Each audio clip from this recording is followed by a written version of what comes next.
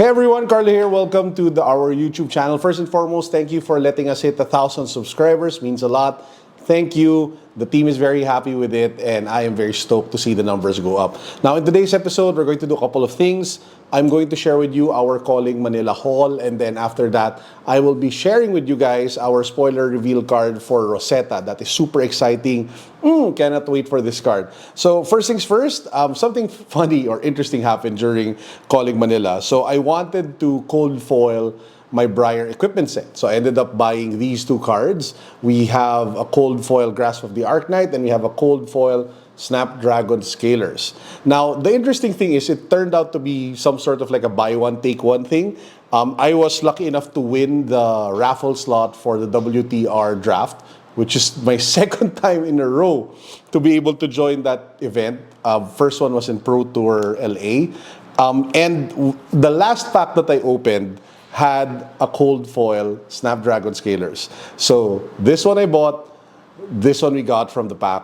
We now have two cold foil Snapdragon Scalers. Insane, right? By the way, interesting thing about that one, I was 5-0 in Battle Hardened Manila with Blitz using Briar. And then the WTR draft was literally on round 6. Since I was kind of locked in already for top 8, I conceded my 6th round match to be able to do the draft. Turned out well because I still ended up getting the Snapdragon Scalers. Ended top 4 in Battle Hardened Manila with Briar, by the way. And I'll talk more about that in a separate video. So this is the first buy one, take one. The second buy one, take one incident was with the remaining ticks that I had. I bought an Alpha Arcane Rising pack. And ta-da! So, we now have two cold foil Grasp of the Arknights.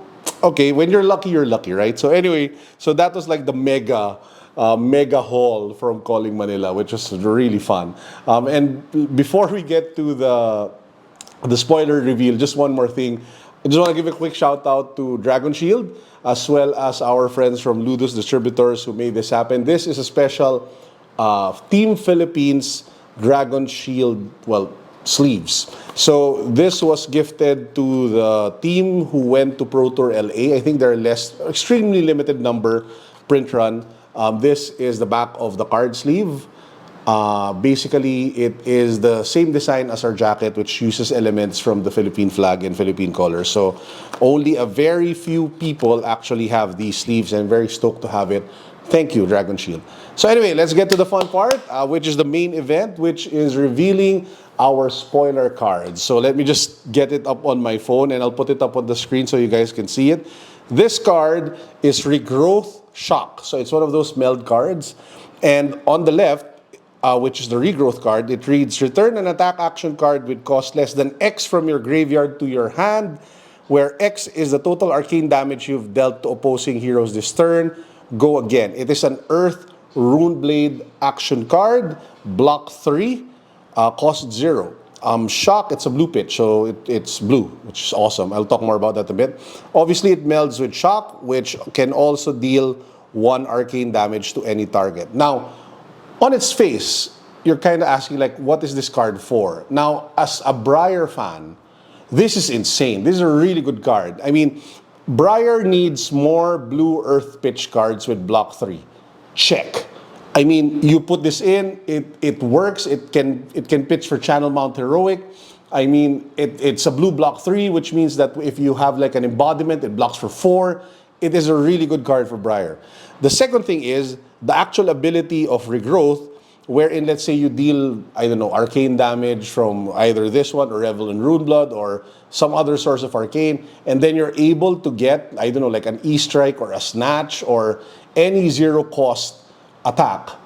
It's just it's really good. This is half an embodiment, and then you get an attack, and then it's a blue block 3. So all in all, it is not like a super busted card wherein it will like break the meta for Briar, but overall, it is a really good card.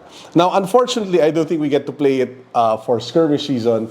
Well, one, because skirmish will be done when Rosetta comes out. But also, we probably won't get to play it in Briar and Blitz because I really feel that Briar might graduate this skirmish season.